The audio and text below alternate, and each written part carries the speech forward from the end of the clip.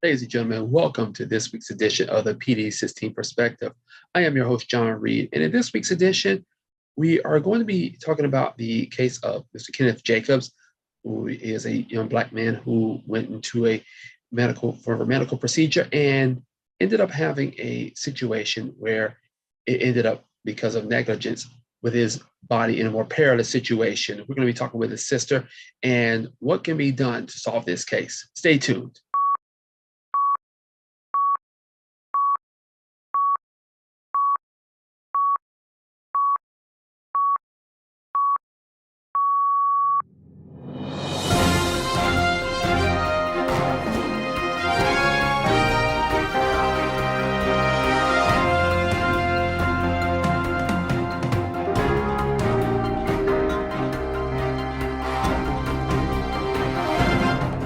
Been following our sister publication, the PW Perspective. We've been following the case of one Mr. Kenneth Jacobs. He was a 48-year-old Black man who went in back in February 2021 for what should have been a simple medical procedure. And he went and complained of back pain. And by the time it was all said and done, due to negligence or also due to a malpractice of duty, that Mr. Jacobs ended up paralyzed from the waist down. Today, we're going to be talking with his sister, Jacqueline, who's going to shed more light on the case and what can be done to solve it. Thank you all so much for joining us. And if you followed our sister publication, the PW Perspective, you may know back in February, we did a story on one Mr. Kenneth Jacobs. And he was, at the time, a 48-year-old male who went into the hospital for what should have been a routine procedure, but unfortunately has left him in a very challenging, difficult state of being paralyzed. And so today we were talking with his sister, Jacqueline, who has gone through, along with her family, so much in dealing with this situation. Jacqueline, thank you so much for joining us. I just wanted to check to see how have you and your family been? Well, I'm a little exhausted mentally, hard. I'm having some trouble sleeping, just trying to figure things out, but otherwise, very blessed, very blessed. So thank you for asking. Absolutely. And so just as we stated, you and I have talked off camera about just this entire situation, and our heart goes out to you and your brother Kenneth and to your parents and for everyone who has been affected by this. And if just for those who may be the first time they're hearing about this, can you kind of just give maybe a quick synopsis of what took place? Yes. Okay. My brother went to the doctor last February 2021 complaining of back pain, went to his primary care doctor and was sent home. Went to 2 or 3 other doctors, to include the emergency room at Sentara, complaining about this back pain, severe back pain, barely walking, but walking, and was sent home again on this mid-February. And then finally another ambulance, because the 16th, that was by ambulance, 911. Again, on the 27th of February, sent back to the hospital. And that is when, I'm not sure what happened, but on the 28th, we called Sentara Hospital, and he was now in Fairfax Hospital. So he had been medevac that night about this back pain, and we were told that it was a cyst and that he is now well, they didn't say that then. It was a cyst. We knew nothing. It took us months from that February 28th to mid-April for someone to tell us that he was paralyzed from that. I don't know if it was that operation. I don't know if it was something that happened on the 27th. We don't have any answers. And so at this point, it has left my brother bedridden, my elderly parents to care for him. And it has left finding answers about how something like this could happen. I mean, it's just hard. How does this happen?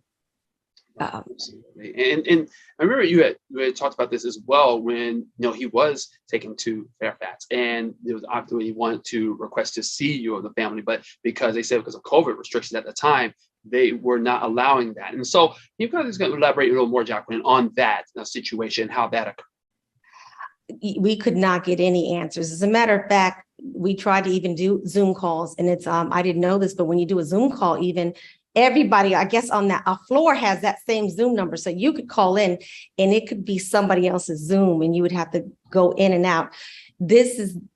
We zoomed in on someone watching their loved ones taking their last breath on Zoom.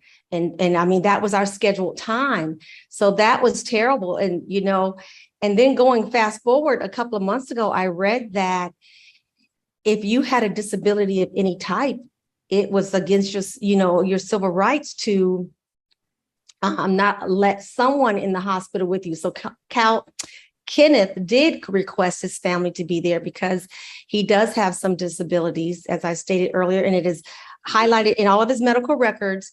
And he was denied that right for his family to be there. And because of COVID, we were not allowed in the hospital until almost 4 weeks after this surgery. So COVID kept us away. So from there, we still don't know what happened exactly. There was no doctor telling us about the procedure before the operation. There was no doctor telling our family about the procedure or what to expect after the operation. And the most upsetting part is this. I know if I had gone to the doctors on February the 10th and said I had severe back pain, there would probably have been an MRI that day or scheduled the next day. So how does this happen? And so now, going forward, we found out that doctor, the only one out of that whole month, took Kenneth's blood work, and his white blood cells count was extremely high and never followed through. And in the notes, it said that they were going to follow through, but never did. So that's why I say this could have been prevented. No unclothed examinations. Right. So you are taking this man who has been back to the system 4 times for this surgery for help, and he gets turned away every time. Until you talked about, like I say, that the procedure when they first checked in, that they did not undress him. So I know you put in a report back on April 21st that if, in response to that if they had just undressed him, that they would have saw the cyst that was really what you consider, would you say that the culprit of this entire situation? I believe so, if that is in fact the situation, because we don't know. Because prior to that, we didn't see, nobody else told us about a cyst. There was so we are now having to believe that that's what it was, an abscess or a cyst or something, which is what the records say. But yes, from everything that I have read, that if you usually, first of all, I had back surgery. You have to examine the back. You have to unclothe. You have to take that robe. You have to do all those things. And that didn't happen. But I do believe if it was, in fact, an abscess or a cyst or whatever they say it was, I do believe that they had taken the care and gone through, take out that binder for what you do when a patient comes into your office and look at it A to B, A to Z. Follow the protocol.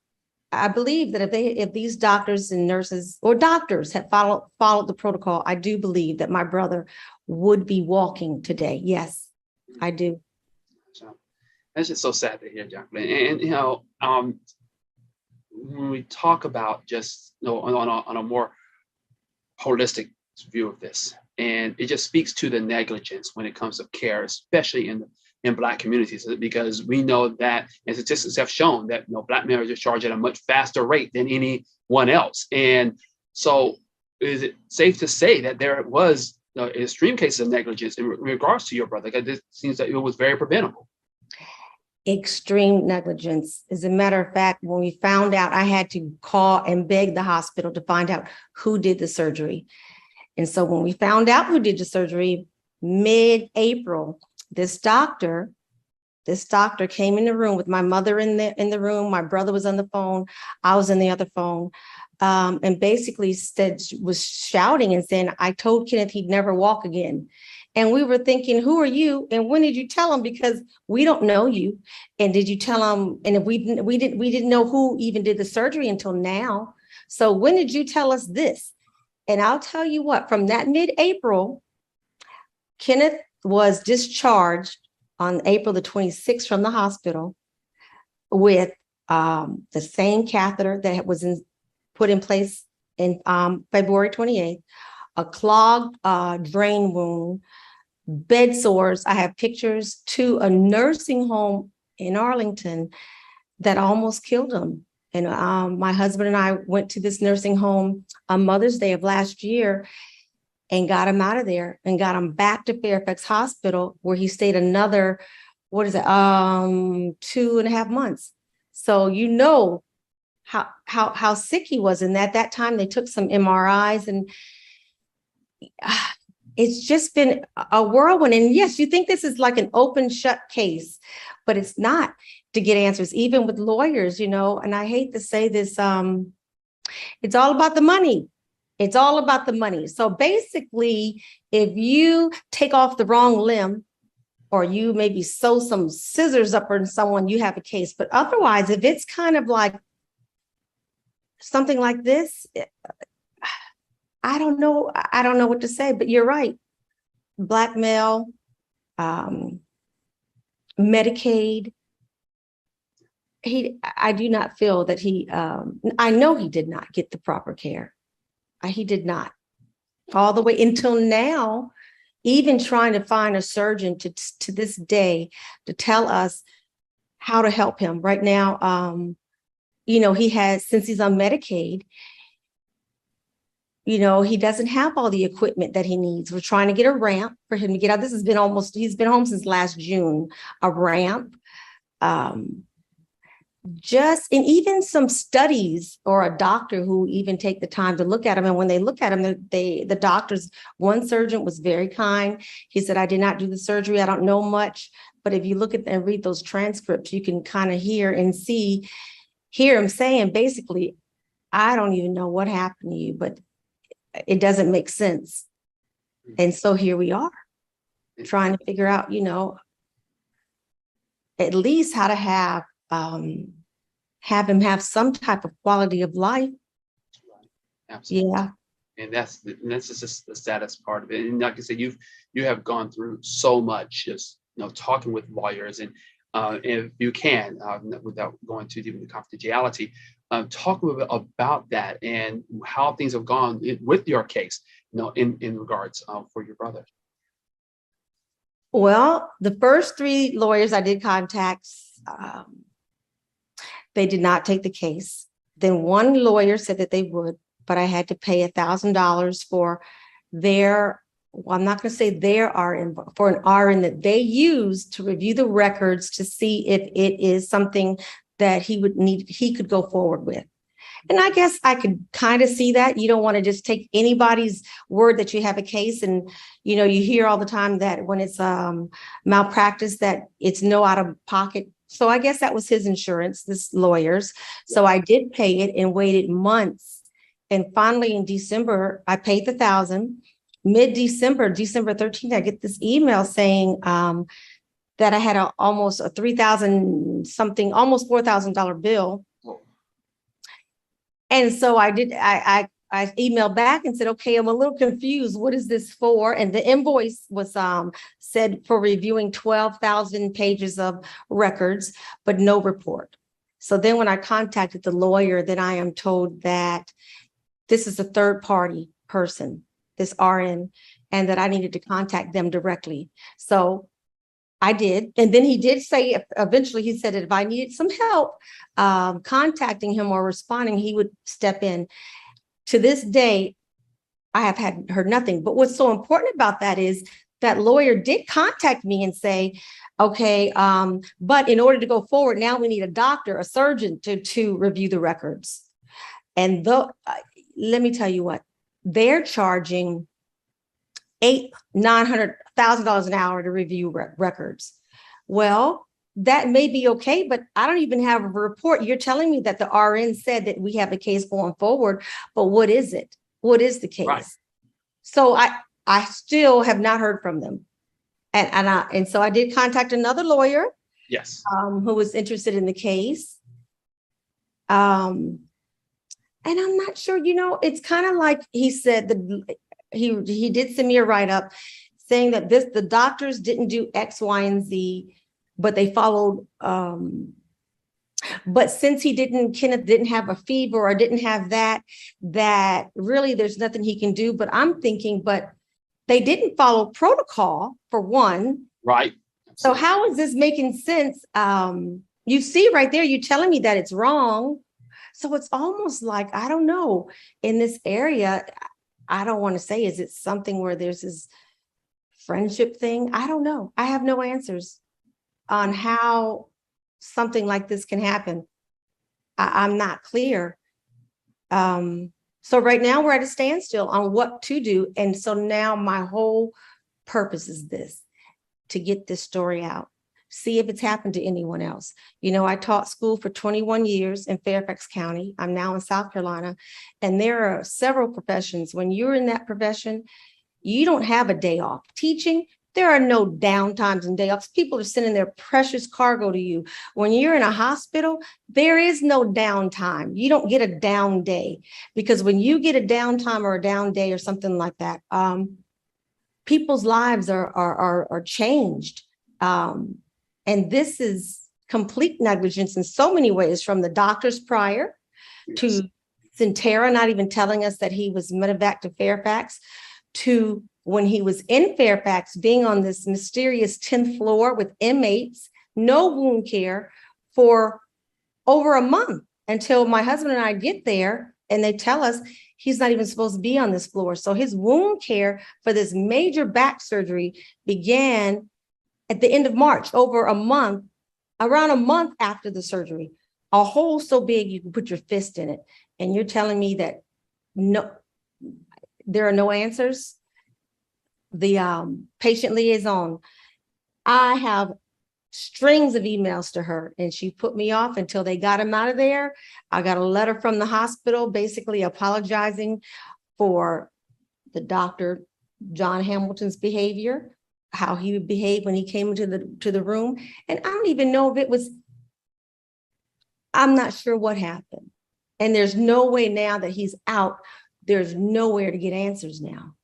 And I don't want to put it all on that one doctor, although I feel like he played a major part, but they're the doctors prior. And there's the nursing home. Right. The nursing home. So double billing from everyone. I go on this Medicaid insurance, and there's double billing. You call the pharmacy, there is no pharmacy. It's just a weird situation, this whole Medicaid thing, and you can't get answers. It's almost like no one wants to talk. Right. Or take responsibility. Yeah, what in the world is going? How is this? How is this even possible? How is this possible? I'm not sure. But so right now, I just want, get the word out. If there's help for Kenneth, for even resources. When you're on Medicaid and you have elderly parents caring for you, you're getting it breaks my heart. His bed, you got the simple hospital bed that you can't, that's nothing. You can't even pull yourself up on, no railings.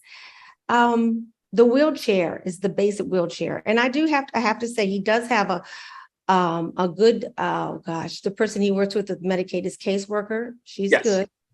She's good. We have talked, but there are no resources for people like my brother Kenneth and my parents who are left to care for him, and me, who every day I feel like all of this is on my shoulders, trying to figure out how could I not only help him to have some type of a life, but other people who have been through this who don't have a voice.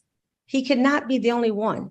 And this COVID, I did read that there was a law, I won't say a law, but they were saying that it was not unlawful or not right to keep people out of the hospital for someone with a disability. You think about it. Someone with Down syndrome, somebody, and you're saying because of COVID, this person cannot come into the hospital. So, and they did that in 2020. This surgery was 2021. So there was no reason to keep us away from out of any of these hospitals or nursing homes when it's clearly outlined in his medical records that he has a disability.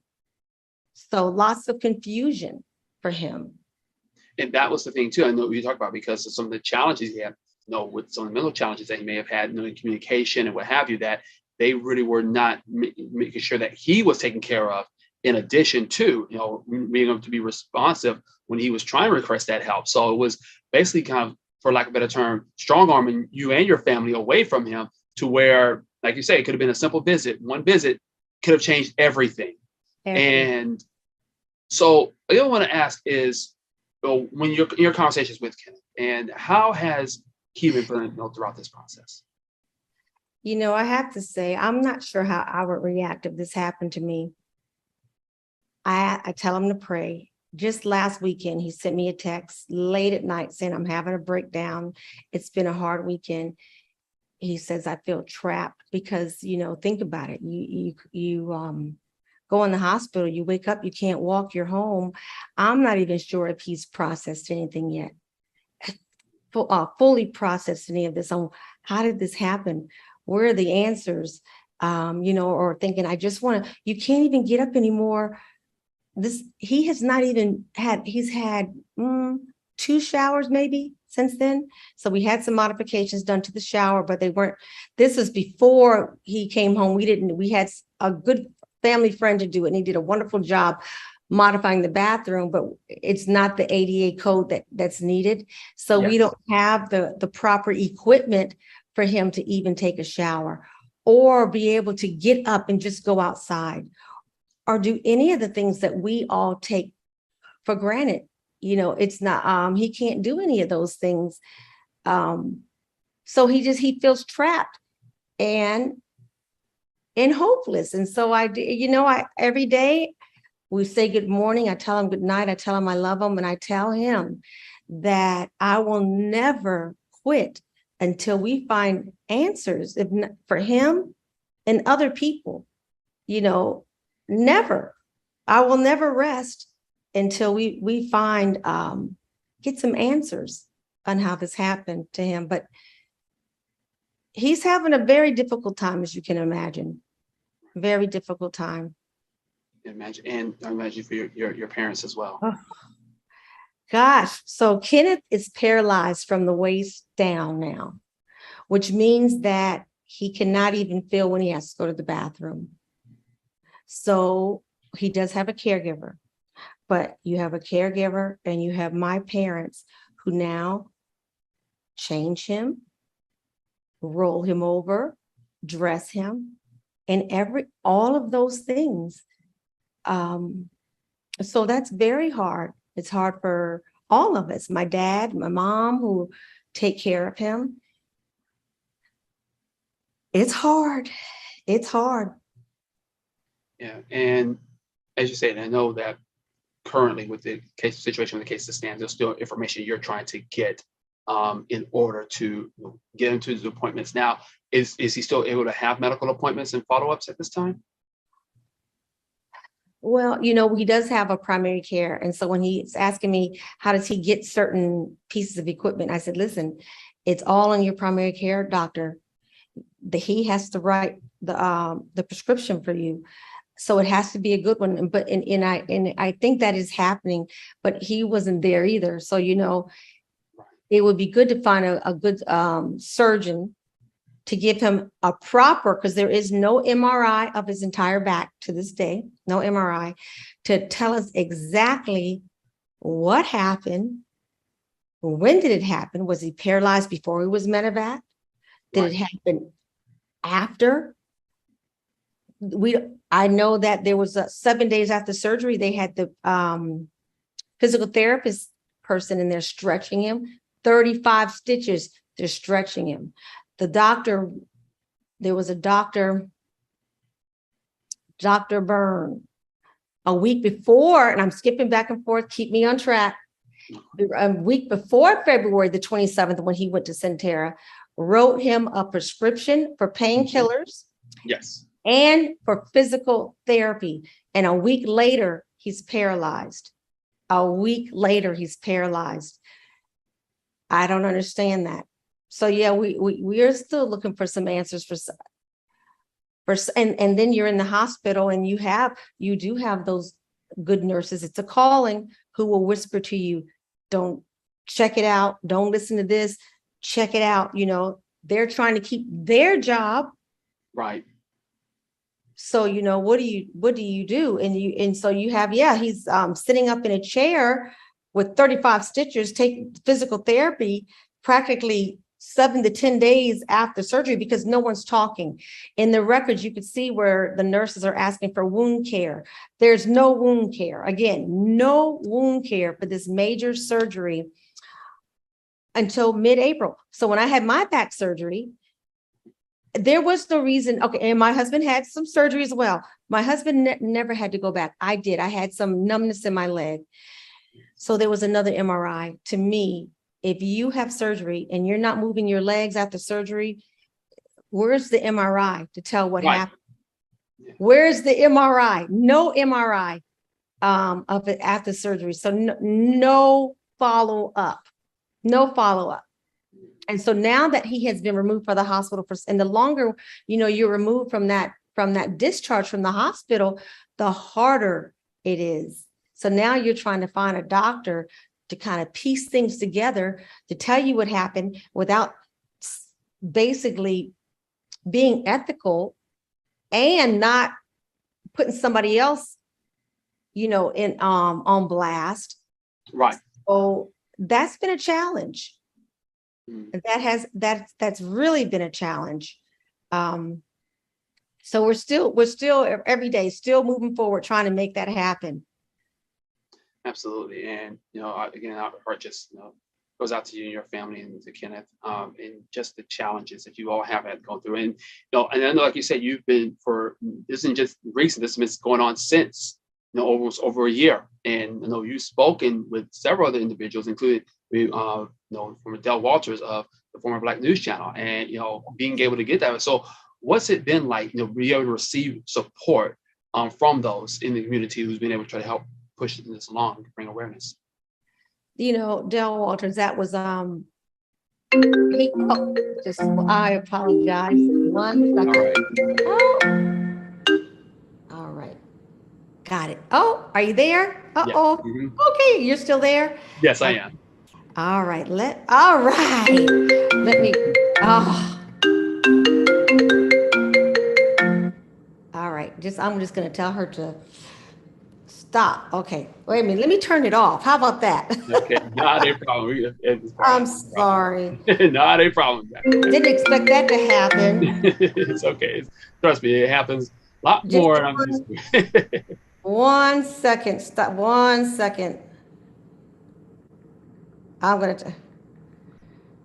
Okay. I apologize. All right. Oh, gosh. I hope this isn't an emergency. Oh, my. I don't even know how to turn this thing off. Okay. I think I fixed it. Anyway. No. Del was very, very helpful. He's a friend of ours, saying that, you know what he said? He said a lot of profound things. He's a very, very smart man.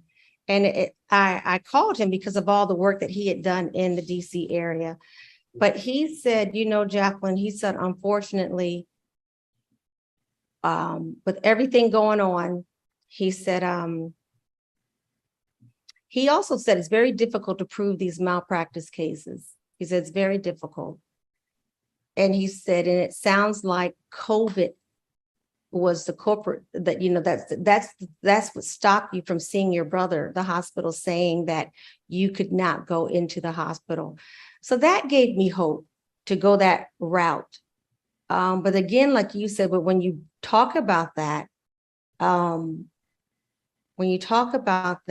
one wants to take responsibility on, let me tell you what, unless you have a lot of money,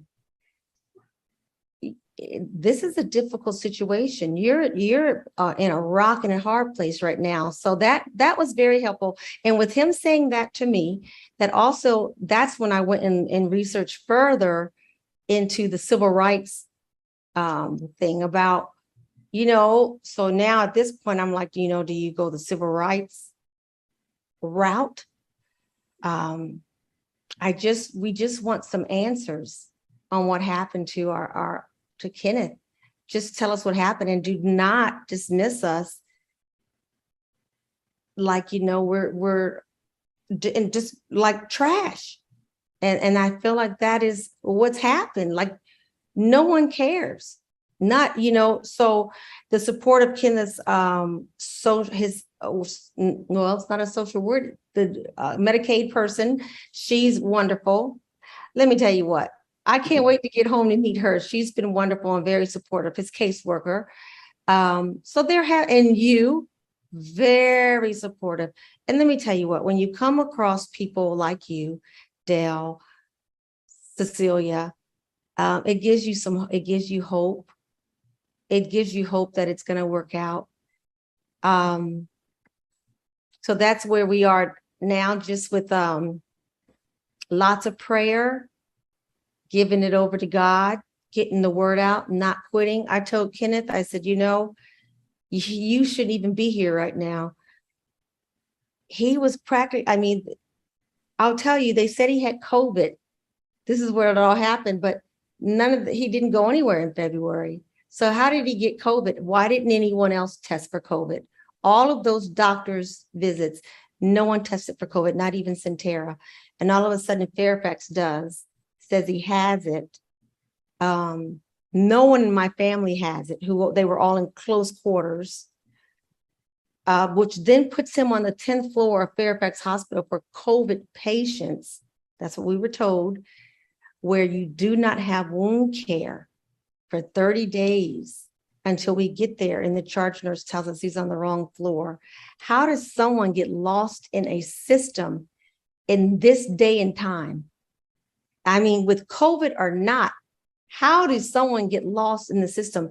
So it is my belief that, seeing it firsthand, I know a lot of people died from COVID in the hospital, but let me tell you something. I also know from witnessing with my own 2 eyes, a lot of it could have been prevented. When I was there on that 10th floor, you almost had to beg for help in there. He moves down to the 8th floor a month later. Then you got people with carts going around, with drinks and snacks, and it's a whole different world. So that COVID has caused a lot of pain to a lot of people. And I believe that these hospitals took advantage of that. I believe that they used that to say that no visitors. I have a document that was forged on the 27th. The doctor told us that Kenneth signed and said that he gave his consent for blood transfusions and all of these things. Well, it's not his signature. And what he didn't sign, he did not sign. So these are the type of things that are going on in our hospitals that, and people are taking, the doctor's word for it that, this is what happened, when really a lot of it, you didn't even go in that room. If I wasn't there, you wouldn't even have come in the room. If we didn't request the wound care or request who did the surgery, we still wouldn't know. We wouldn't know. So I'm trying to find a way to hold these doctors in these hospitals, in these nursing homes, accountable for their actions and get some answers. Some kind of way. We need answers. Absolutely. And it's our belief that for those who are watching, though this has been a take at the time, that if you're a doctor or lawyer or registered nurse or someone who may know one, that our belief is that you'll be able to get the support necessary, and that someone's watching this will be able to help and provide any information possible.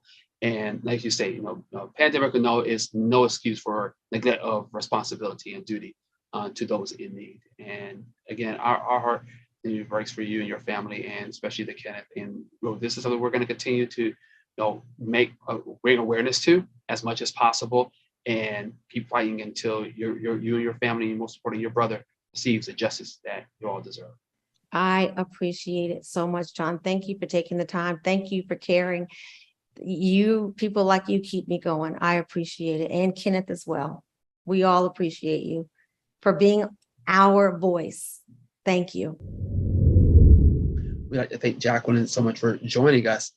And don't forget, and we'll be making sure we're out and about within the community with a lot of some events that will be taking place in the month of June. So if you know any events that will be taking place, especially around Juneteenth or so, make sure to drop us an email. Drop us an email at jreid, that's JREID, at pwperspective.com. And also, you can join our Facebook page. The show will be broadcast every Monday morning at 9 o'clock a.m. I'd like to thank the LCPM Network for making this all possible to bring it into your living rooms each and every week. The fight for justice is always continuous.